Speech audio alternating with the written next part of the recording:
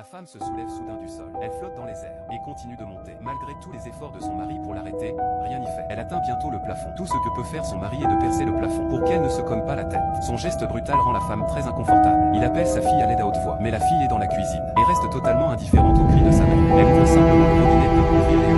Finalement, le mari perce le plafond et continue de tenir fermement la main de sa femme. Le deuxième étage est la chambre de l'enfant, mais elle n'a absolument pas envie de faire ses devoirs. Elle propose d'abandonner ses études pour rester avec sa mère, ce qui provoque une vive opposition de sa mère. À ce stade, ce qui inquiète le plus sa mère, c'est de devenir un obstacle à la réussite scolaire de sa fille. Quelques jours plus tard arrive l'anniversaire du mariage. La femme porte une jolie robe neuve. Le mari sort joyeusement une bouteille de vin rouge, mais au fond de lui, l'ombre persiste, impossible à effacer. La femme le mari la laisse en surface. Mais comment pourrait-il accepter de la voir partir? Ce jour-là, leur fille rentre à la maison. Elle entend des cris de douleur provenant de sa mère. En réalité, le mari a attaché ses jambes au sol pour empêcher qu'elle ne s'envole. Il est assis devant la porte, incapable de regarder sa femme souffrir. Il refuse de la laisser partir comme ça. La fille court immédiatement à la cuisine pour prendre un couteau et couper la corde, mais son père l'en empêche. Soudain, un cri déchirant retentit. La jambe de la femme s'est disloquée sous la force. À cet instant, le mari comprend enfin. Rien de ce qu'il fera ne pourra retenir sa femme. Au contraire, cela ne fait qu'augmenter sa souffrance. L'image change. La femme est maintenant en dehors de la maison. Le mari et la fille doivent utiliser un monte-charge pour lui apporter nourriture et eau. Ce pourrait bien être la dernière fois qu'il la voit. Ils lui ont préparé beaucoup d'eau,